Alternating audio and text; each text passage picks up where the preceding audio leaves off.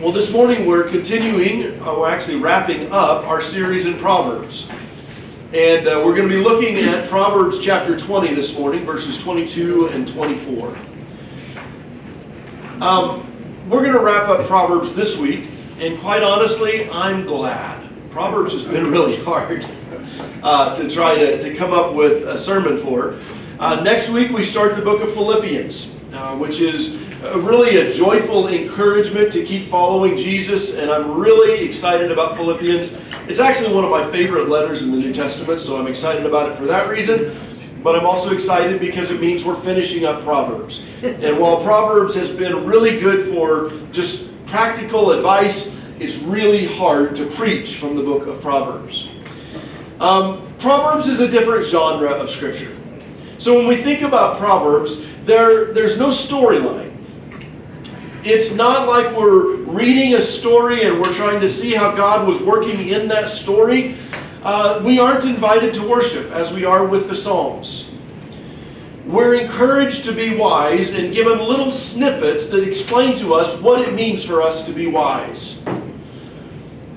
Proverbs is a collection of wise sayings written by different wise guys at different points in history based on their observations of human behavior. I think it was last week I said you can kind of imagine a group of guys sitting outside the mall just waiting for their wives and coming up with wise little snippets to encourage one another. They would see somebody dressed in a certain way and they would say something about, what was that song I played a couple of weeks ago? Pants on the ground, looking like a fool with your pants on the ground. You know. Nobody here wears baggy pants.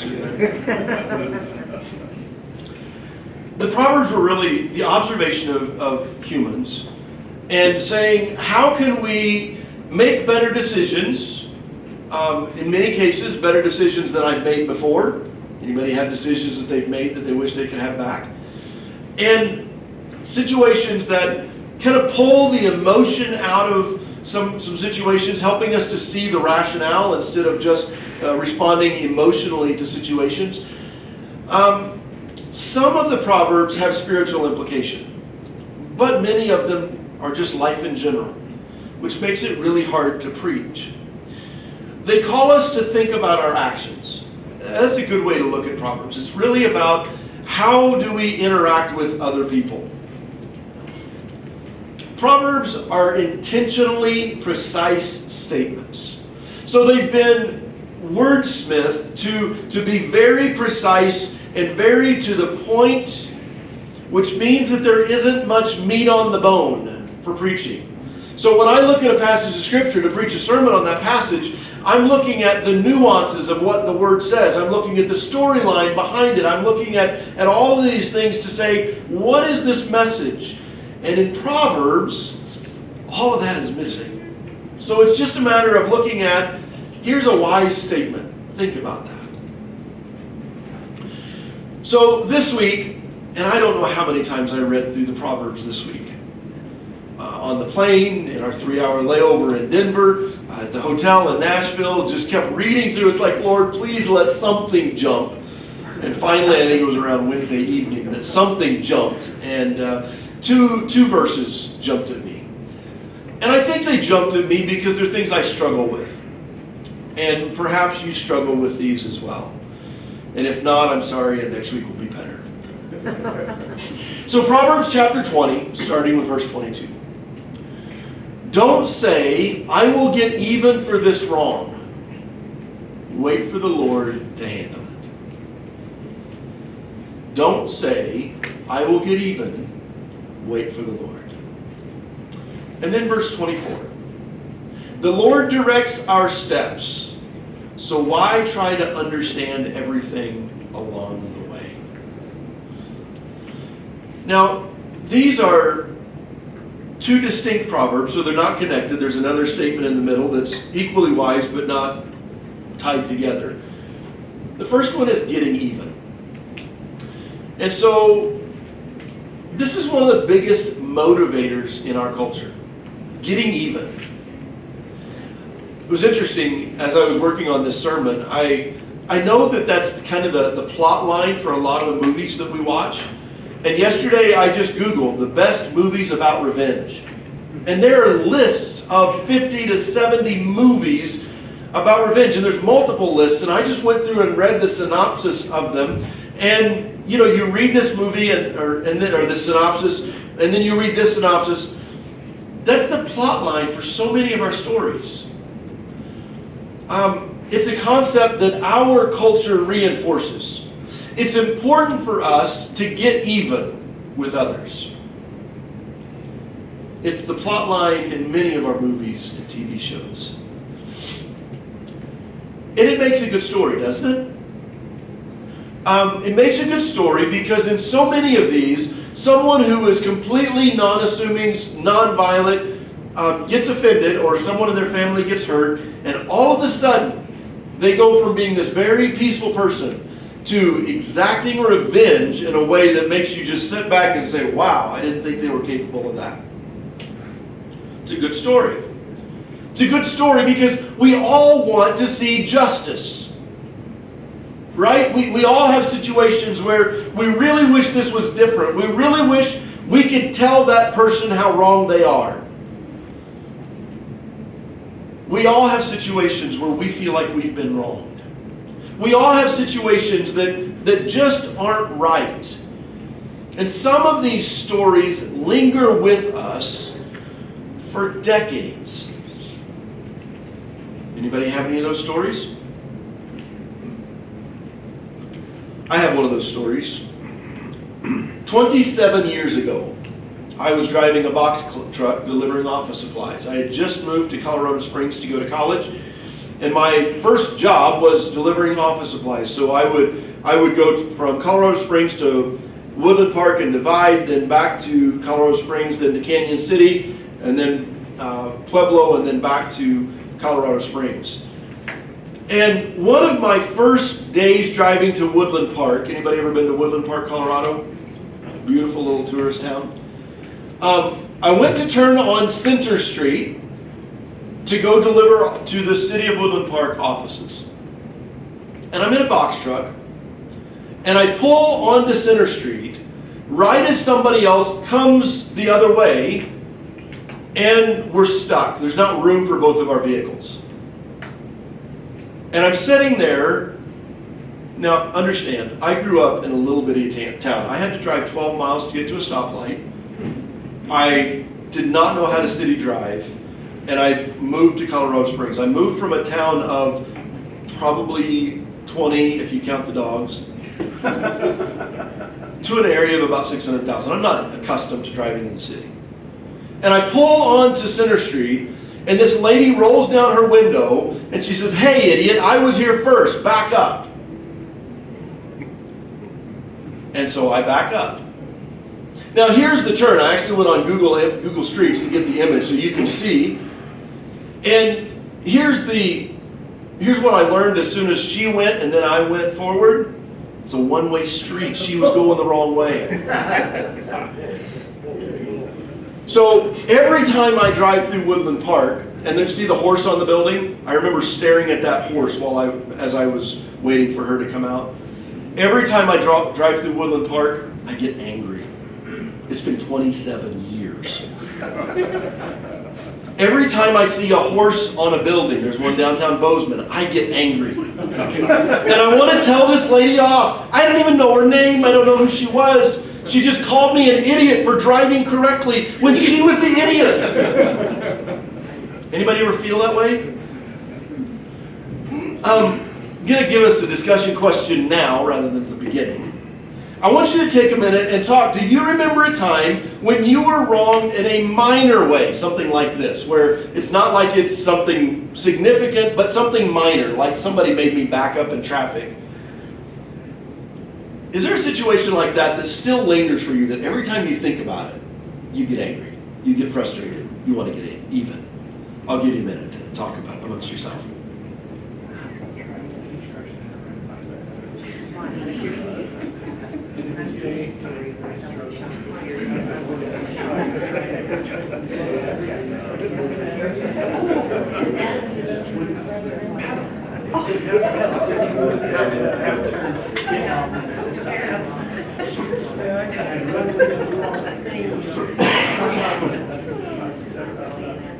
Training wheel, and he was right like this. And one thing I said, just the kind of sun, punch on the rhino, like, you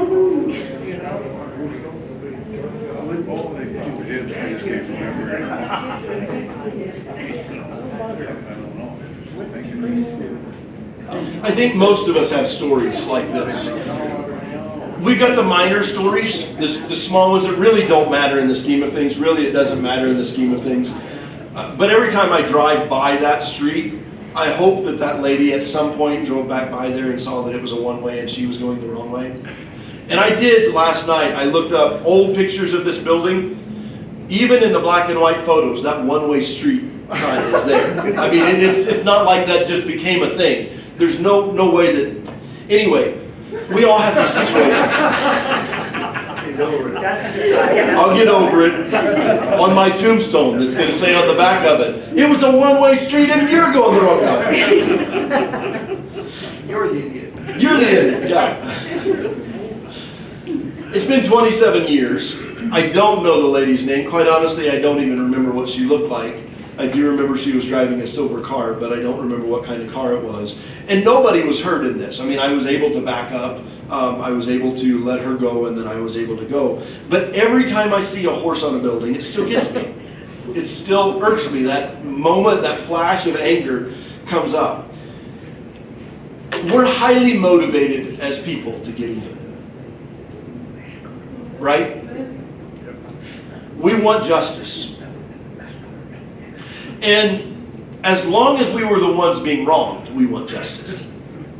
If we were the ones who were driving the wrong way on a one-way, then we want grace. But if we were the ones who were wronged, we want justice.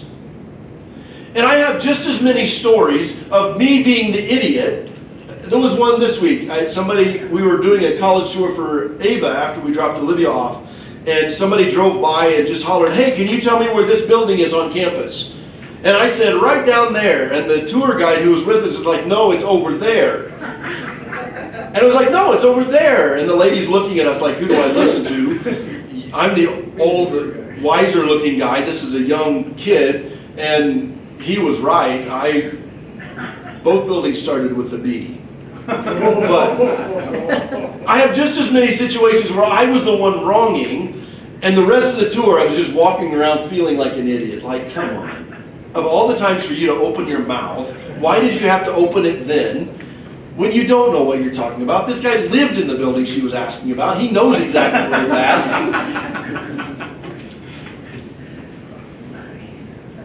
We're primed to get even. But the wise guys here give us some good advice. They encourage us to let go of that desire for revenge. In fact, they say, don't even say that you're going to get revenge. Because it's one thing to plot revenge. It's another thing to tell others that you're going to get revenge. Because once you tell somebody, then you have to keep your word. And even if you realize how stupid this is, you feel like you have to go forward with that revenge because you've told others about it. And that leads us down a path that can be very, very destructive. You know, one of the things about getting even is we often feel like it's our job to do something that's not our job. We try to get even with others, but the truth is it's not our job to put people in their place. Do you realize that? In many situations, like the college tour this week, I realized how stupid I was as soon as I said what I said. Fabian, the tour guide from Germany, didn't have to correct me after they left. I knew I was wrong. I knew that I had said the wrong thing. It's not our job to exact justice. You understand that? Our world tells us it's our job, but it's not our job to get justice. We are encouraged to let God handle the matter. We're invited to rest until He makes things right. Do you understand the difference there? I don't know about you, and again, the incident at the Cowhand in Woodland Park, that still gets me angry. 27 years. And it still makes me angry. For what? For calling you an idiot. For calling me an idiot. I have been an idiot. And many times driving that box truck, I was an idiot. But the world glorifies revenge. The world tells us that revenge is what we should be chasing. But I would say that revenge is like stolen bread. We read chapter 20, verse 17. Stolen bread is sweet to the taste, but it turns to gravel in your mouth. Revenge isn't as sweet as we think it's going to be. One of the things in looking through the movies yesterday, it was interesting to me to read how many of the stories of revenge, at the end, the person who got their revenge realized it wasn't as sweet as they expected. Or they realized how much of themselves they gave up to try to get revenge. How they lost themselves in trying to seek revenge. And sometimes we get so caught up in trying to get justice that we lose our souls. We lose our ability to be who we are because we're so consumed with getting back at someone. And I am positive that the lady that called me an idiot doesn't remember that. If she were sitting in here today, she would not remember being the one who did that. I do. She doesn't. I let my life get consumed by something that doesn't matter, and the other person doesn't even know they did it. They don't remember. We're called to something different, a wiser use of our time and our energy. We're called to rest in Jesus. To not waste our time chasing after things that don't satisfy. Because God has something better in store for us. And yet our world teaches us that we best use our energy by chasing revenge. Revenge for a situation that oftentimes the other person doesn't even remember. And revenge for things that quite often we've done worse. We've made stupid choices too. We've done things that have offended others as well. All right. Shifting gears to the next proverb. Can you remember a situation where everything fell apart, but God did something better than you ever could have imagined? Is there a situation in your life that you can look back and say, I thought everything was falling apart, and yet it turned out better than I ever could have imagined? Take a minute around your tables.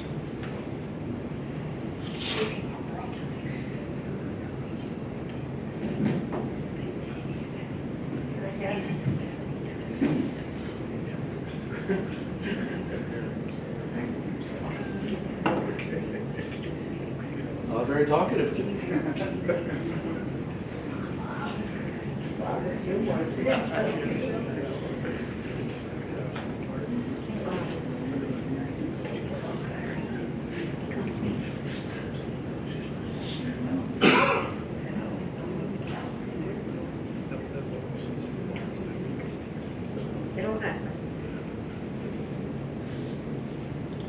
So this week we flew to Nashville on Monday, and we left at around 2 and we got into Denver, and there were some storms going through Denver. And so they delayed all incoming flights to Denver. And the plane that we were supposed to take from Denver to Nashville somehow apparently didn't have enough gas or enough fuel to continue to circle until the storms passed. And so they ended up having to land in Montrose or Leadville, or Telluride rather, Colorado. And then it took forever. So we were delayed 3 hours in Denver. We already had a 3-hour layover, so 6 hours in the Denver airport. And, you know, as we're sitting there and we watch that time just keep getting pushed back further and further and further, it started to be very frustrating. And then when we got to Nashville at 1 o'clock in the morning, with all 8 of Olivia's suitcases, and we're trying to navigate through the airport while I'm running to get the rental car because they close at 1 o'clock in the morning. And we realized, you know what, it's actually much better. I'm running to get the rental car. Janelle and Olivia and Ava are trying to move the suitcases through the airport to get, it's much easier for them to do that at 1 o'clock in the morning when our flight was the only flight in the airport. It felt like it was falling apart, but it actually turned out to be better. I think most of us have stories like that, some minor, some big stories. We thought we had everything figured out, it fell apart, and all of a sudden God comes through in a way that just, wow, this was so much better, so much better. The second proverb reminds us that we can't figure it all out on our own. We talked last week about being in an information age. That information is not the same as wisdom, but we live in an information age. We want to know the solution to everything. And quite honestly, when a problem comes up, we Google it. And we can find possibilities. I know our medical doctors hate Google. But yesterday I came to the church and got in my office. I was working and all of a sudden my eyes started swelling. And by the time that I got home, it was too late to go to the clinic. Everything was closed. And so what did I do?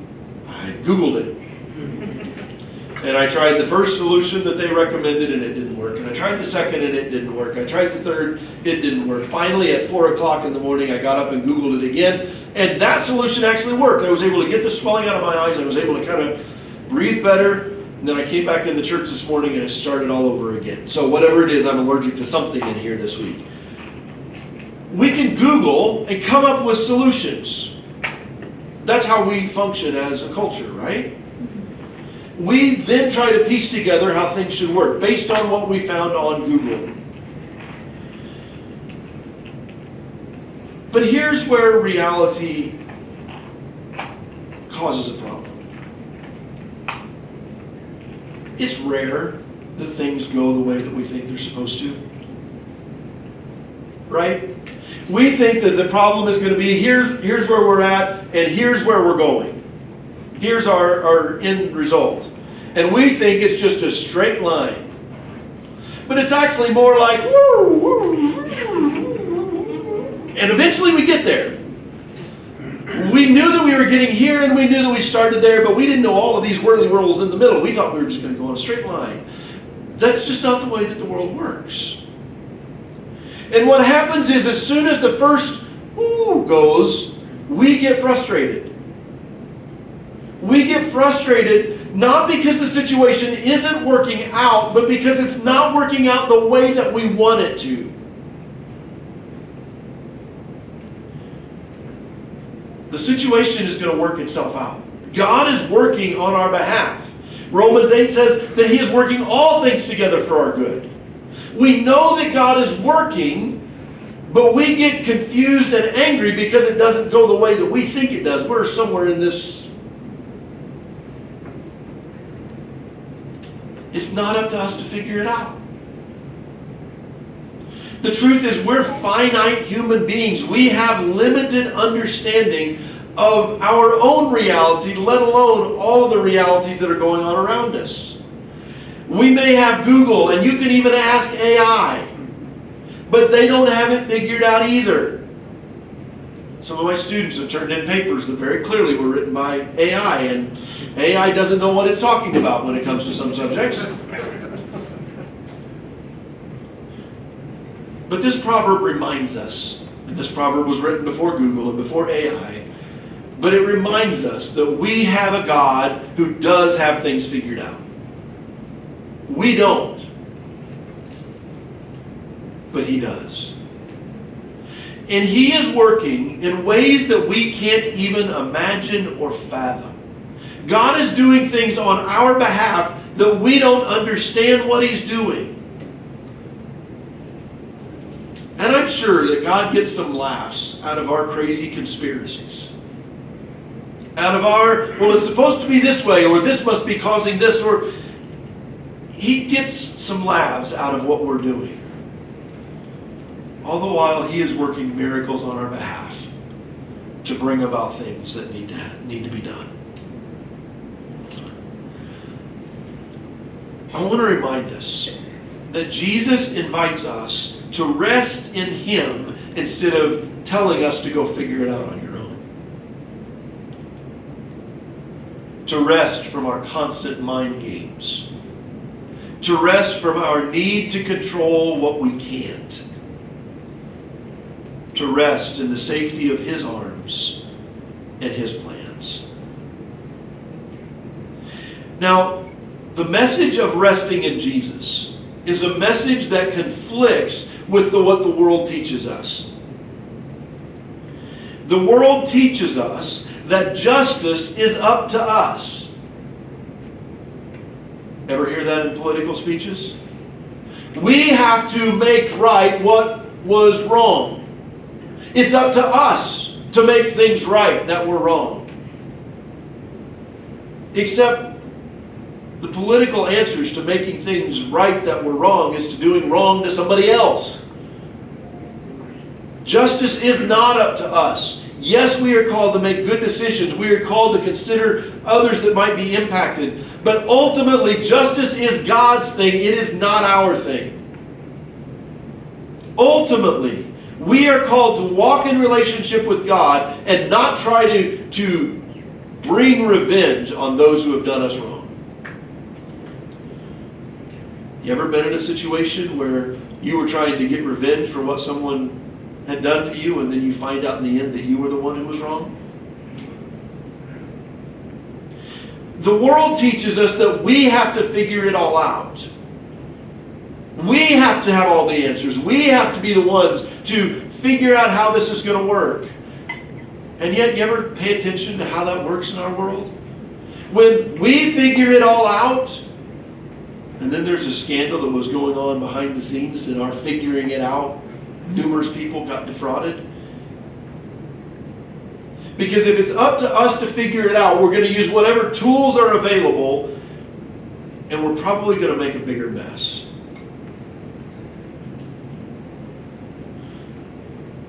The world teaches us that we have to fight, scrap, struggle, push our way through to make things happen. But Jesus says, stop fighting. Stop pushing. Stop struggling. And rest. Surrender. Acknowledge that you can't do it on your own, and let me do it for you. Surrender and rest.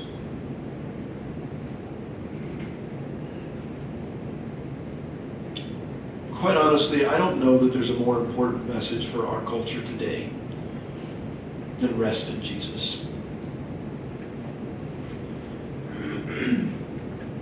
Maybe there is. I don't know. Maybe it's just me that needs to hear this over and over and over and over again.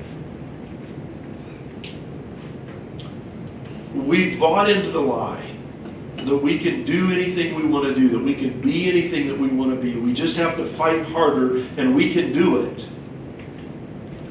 The truth is, there's things that I can't do. The truth is, there are things I can't be. The truth is, there's a whole lot that I can't figure out on my own. I'm not supposed to. And so Jesus says, rather than go figure it out on your own, Jesus says, come to me, all who are weary and heavy burdened, and I will give you rest for your souls. Jesus says, come to me, rest. So this morning, I want to remind us that when we feel like we need revenge, that the proper answer is not to go and track this lady down from 1999 and tell her that she was the idiot going the wrong way out of one way. The answer is to rest in Jesus and say, who cares? When we feel like we need revenge, this is a stupid example, and I know that I'm using it because it is. But even in serious situations, even in situations where people have lied about us for years, they've said the exact opposite of what really happened. Even in situations where people have treated us poorly, even in situations where lives were lost because of people's decisions, justice is not ours to do. Revenge does not help. Resting in Jesus allows us to back up and say, you know what, this is not up to me. God will handle this in His way. I have to live fully who God called me to be. And if I'm giving all of my time and my energy to revenge, I will never find peace. And Jesus says, rest in me. And in situations where things are not going our way, situations that we thought we had figured out and everything goes crazy, instead of trying to piece together what we thought was supposed to happen, rest. Let God work out the things that we can't. Let Him bring together the things that He wants to have happen, instead of us fighting to make it happen on our own. Because I'm not a fortune teller, I'm not a future teller, but I can promise every person in this room things won't go the way that you planned for them to go. I can promise every one of you things will not go to the plan that you put forth. You think it's from here to here, and it's going to be all of this stuff. I don't know what all of these loops are for you and your situation, but I know we're all going to go through those. Life doesn't go the way that we want it to most of the time. Our culture says get angry about that. Try to figure it out. Piece it together. And Jesus says, come and rest in me. I've got it all put together. I've got it all worked out. You're wasting so much energy, so much time trying to make things happen that you're not supposed to make happen. Back up. Rest in me. Let me do it. In my last church, I had a next door neighbor, John, who was an electrician. And John didn't go to our church very often. He would come to Bible study and he would come every once in a while, but he was raised Lutheran and he didn't like going to he missed the liturgy, didn't go to a Lutheran church, but he didn't go to church very often. But John was always somebody that would help me with projects. He was a retired engineer, electrical engineer, and had him help me on a number of electrical projects around the church. And I can remember very vividly, I was standing at the end of the hallway. We were trying to put in emergency exit lights in the ceiling. And they were the kind that when the power went off, the door would open, it would flip up, and the light would shine, and then the power came back on, it would flip back closed. And he'd been up on the ladder working on something, and it just wasn't working quite right. So I jumped up there, and I was trying to push harder to make it happen. And John just looked at me and he said, you know, Emmanuel, I've noticed something about you. When something doesn't work, instead of stopping to think, why isn't it working, you just try to use more muscle. I broke whatever it was that I was working on. Sometimes we need that reminder, more muscle isn't the answer. Sometimes the answer is to back up and rest in Jesus and let Him figure it out. He will let us know, instead of trying to push through on our own. So we're going to do a new song this morning, and you'll need to help us, hopefully, as the worship team comes. And the song that we're going to do to close this morning is called White Flag. You know, the white flag is the flag of surrender. It's a flag that says that I acknowledge that I cannot win the battle that's in front of me. I surrender. I raise the white flag. And this morning, I would say that most of us have a situation in our lives that we're fighting and pushing and trying to make happen. And God is inviting us this morning to just raise our white flags and rest in Him and let Him work out the details that He wants to work out. Instead of trying to use more muscle and break whatever it is we're working on, instead of pushing harder and offending everybody in the process, what would happen if we just backed off and let God do His thing? So this morning as we close, let's raise our white flag and surrender to Him. Heavenly Father, I thank You that You don't call us to be smart enough to figure it all out. You don't call us to get revenge. You call us to rest in You. And God, I know that I have situations in my life, and I think that everybody in this room has situations where we're just pushing harder, trying to figure things out. And You call us instead to rest in You. So this morning as we close, I pray that You would help us to rest in You. To take the situations that we're fighting with and to surrender them. To raise the white flag over them and just say, God, I can't do this. I can't figure it out. It's not happening. I need You. And Father, I thank You that You give us grace in each of these situations to be who You want us to be. Grace to rest in You instead of pushing forward to do it on our own. Father, help us as we raise our white flags today. In Jesus' name, amen. Let's stand as we close.